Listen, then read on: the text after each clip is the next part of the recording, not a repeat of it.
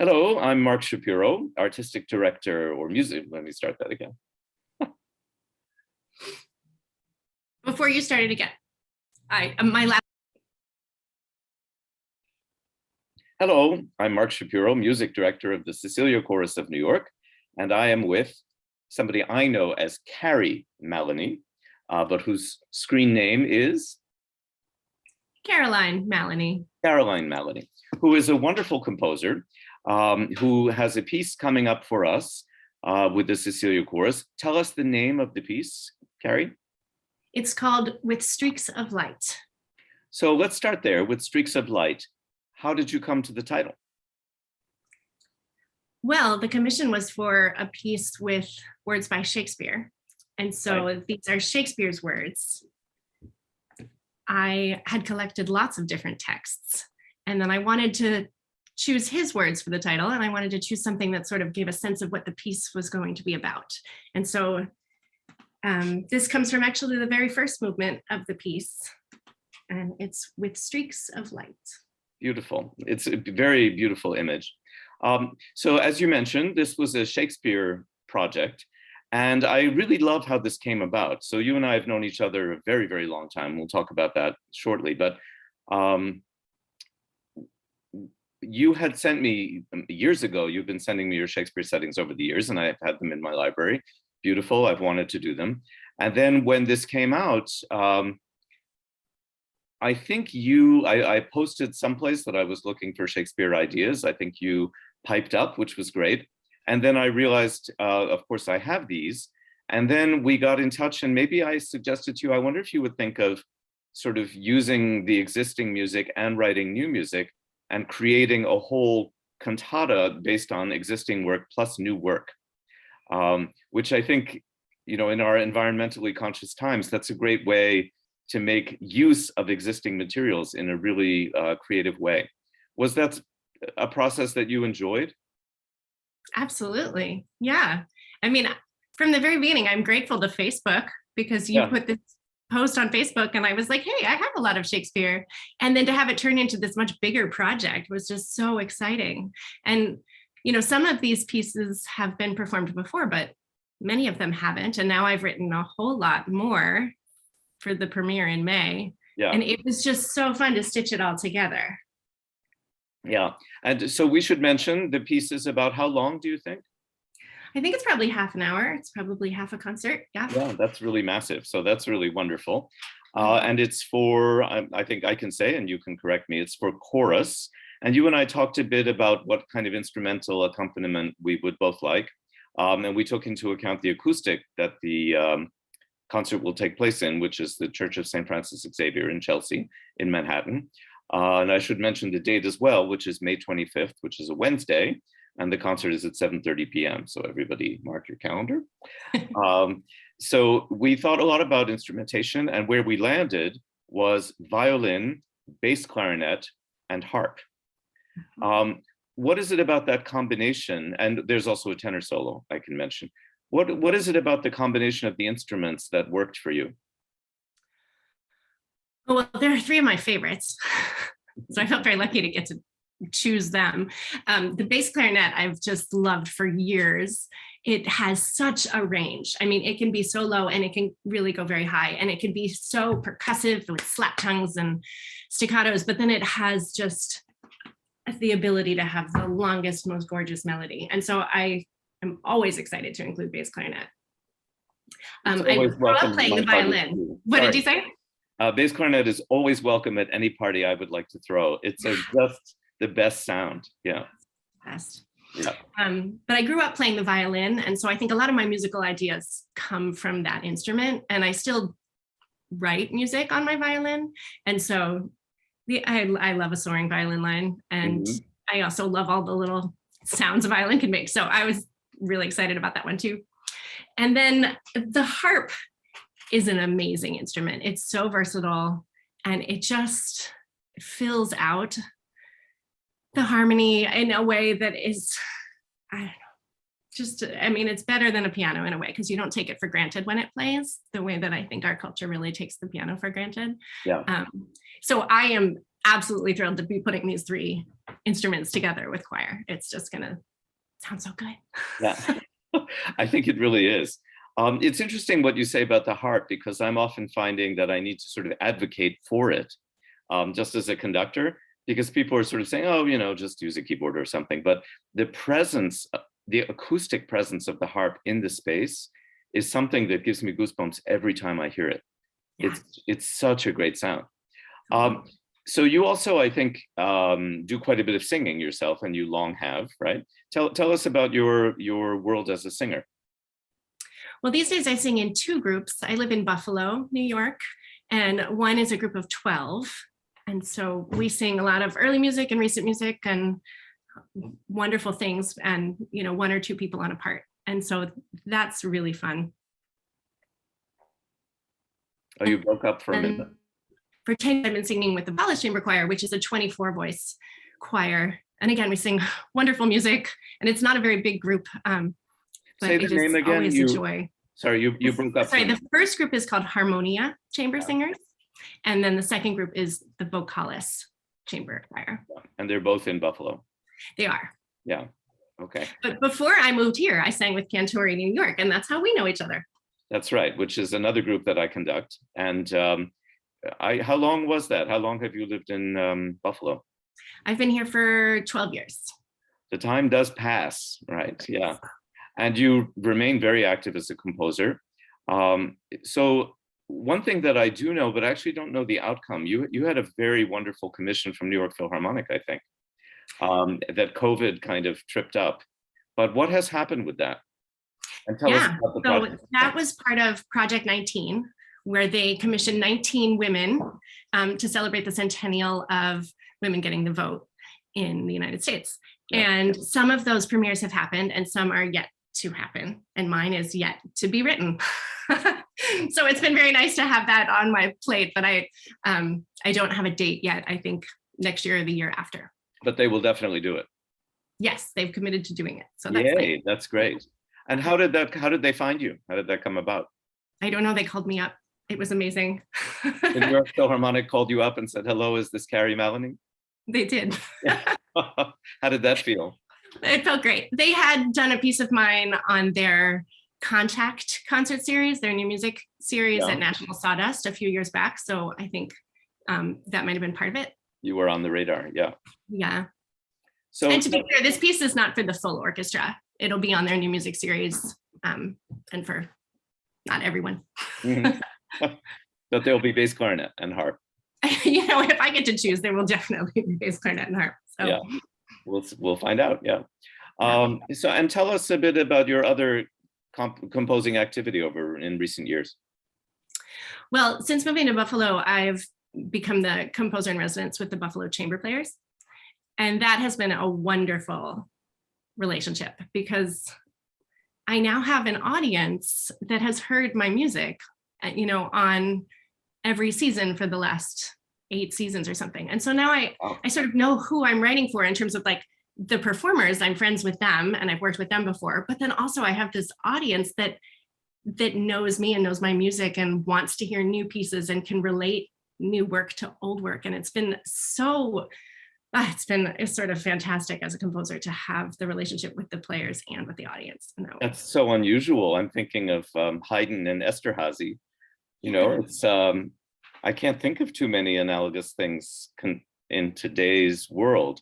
But yeah, so Haydn was a court composer at Esterhazy, and he had fantastic players to work with and a very supportive audience in the Duke. And I guess, I don't know, are you involved with the Duke?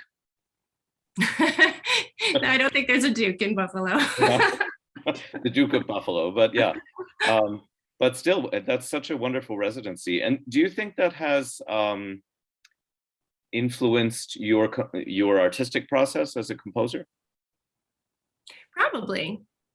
I think when you know the performers that you're writing for, it invites a sort of collaboration that can't always be there if you don't. Yeah.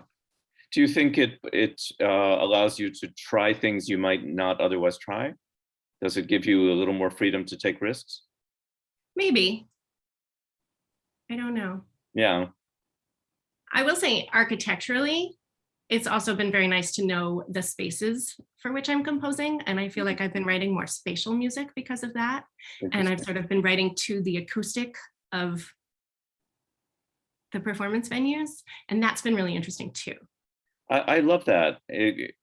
As I've known you over the years, it seems to me your sensibility is very oriented toward where we are, the space, and the sounding of actual music in an actual place made by actual people. Mm-hmm. So you're nodding, so I guess that resonates with you. Absolutely. It's Yeah. all about the sound waves and like bouncing off walls and reaching people's ears. So, so there's obviously during COVID, there was so much work that was not that, because it couldn't be, that was virtual. And I now think we're a little bit in a sort of battle for the soul of music of, to what extent we really think it is acoustic. What are your thoughts about that? I will say I was very grateful for Zoom and for live streaming during the pandemic, because I feel like music is vital and I really wanted to hear it and I wanted my performances to reach people. I think there's so much you can do with technology. It's wonderful. And then I will also say that the first concert I went to in person, where the sound waves actually went into my ears from the instrument by which they were made, I burst into tears. It was amazing. And I just thought like, music, like, wow. Yeah. So that's how I feel. Yeah, we tear up about it now, right? Yeah. Yeah. Just this, I mean, it's such a special thing. And yeah. I mean, don't you agree? I absolutely do. Yeah, I think it's not only the sound waves, but the interaction in real time in a real place among the performers, and the communication with the audience in real time, which is real also. Yeah. I think how the audience is listening affects how we perform. Yeah, and I think that's what you're also saying with your ongoing relationship in Buffalo, that all those things are very meaningful and very important. And I think if we took them for granted before COVID, we now definitely do not. We really see their value. What was I going to ask you? Can you speak a little bit to your process for choosing the Shakespearean texts that we are going to be performing? Yeah. So some of them I had written before, and they were sort of linked because they all referenced the sky or the earth, I think. So then this piece, I wanted to expand and find some more texts that fit. But then I realized just poems about the sky does not a narrative make. So then I had to sort of, piece them together in a way that I thought made sense. And I ended up grouping them into the 4 elements. So earth, fire, well, in order, air, fire, water, earth. And then there are 4 movements in each one. And as for how I found them, it was fun. I reread A Midsummer Night's Dream, which I knew pretty well and I had seen fairly recently. I went to see Macbeth because there's a new movie out. Right. Which was actually great timing, because to see it performed in front of me on the screen was, it's visceral, Yeah. And so I sort of reached for the ones that I knew better than the others. Also, there's so much Shakespeare. Amazing. Yeah. But it was it's fun to combine different plays and lines from different plays, because you get sort of the love story from Romeo and Juliet, but then you also get like the magical fairy creatures from A Midsummer Night's Dream. And then there are the sort of the darker, more sinister spirits that come out with the Macbeth quotes. And I think it adds something to the music, because it's not just one tone throughout the whole thing. And so I don't think I realized quite that you've set it up in these 16 movements, 4 and 4. I think that sounds wonderful. And you've shown me some of the choral music, which looks just great. So I think I've mentioned to you, the chorus is going to be focusing on your piece only. All of our preparation will be about that. And then I've been exploring some possibilities for the first half. So I think we're going to have a US premiere. I don't know if you know Nicolas Bacri, a French composer, has a solo for bass clarinet on Ophelia. Oh, so, perfect. Yeah. So I think we're going to do that. And then some excerpts from Romeo and Juliet for violin and piano. So Prokofiev, and then we're still looking for other things. So I think it's going to be a really wonderful, wonderful concert. Is there anything else you want to tell us? And I should ask you, we're hoping you can come. Do you know yet? Oh, I'm absolutely coming. Yes. Yay. Okay, that's great. Wait. Yay. Okay, that's super. Is there anything else you want to tell us about the piece or about you or Buffalo or anything? Well, I don't know. I'm so excited for it. You know, and as I'm writing it, I'm thinking about the singers in the chorus. That's because as a singer myself, I'm thinking like, are they going to like working on this? You know, and so I'm hoping that it has something for everybody. And so, you know, there's a lot of counterpoint because I'm all about the counterpoint, but then there's some more chorale textures. And then it's not too crazy with extended techniques, but there's parts and some whispered parts, and there's some more parts that are kind of mysterious and out there. And so I think it's going to be fun for everybody is really my hope, is that people are really going to like like the whole thing, but then have certain parts that they just, you know, go home singing. Yeah, I think so. Your music, we should say, is very, how would you describe it? How would you describe it? If you have to describe it, which I think is really hard. No, that's such a difficult thing to do. Yeah. What's your brand, Carrie Mallonee? Right, I don't know. Yeah. But I will say, yeah, go ahead. No, you say what you were going to say. It's so difficult because one wants to find the right way to say the right thing, but your music is really pleasing. Yeah. Yeah, it's very agreeable to hear. I don't think it's you know, that you dumb it down or anything like that, but there's something very grateful in the way you go about doing what you do. You're not trying to write something that is willfully ugly. That's not what you're about at all. So yeah, I think your view of music goes back to, you know, the Psalms of David, where music is supposed to do certain things for our souls, and that's what drives your I wouldn't say process, but maybe it's what kindles the flame a little bit. And I think it's something I've loved about, I did another piece of yours this fall that had that quality that was really just so satisfying, very inventive idea. But the music as music, you just want to listen to it. So I think that's a good thought for us to sign off on, that your music is something we want to listen to. So yeah, I'll say thank you so much. That's a really, really wonderful thing to say. Yeah. Thank you. Well, thank you, and I'll sign off, and then I'll keep the meeting open, and we'll say goodbye. But I'll say goodbye to those of you who are viewing. Thank you for joining us. Meet Carrie in May and hear her beautiful, say the title again. With Streaks of Light. With Streaks of Light. Bye for now.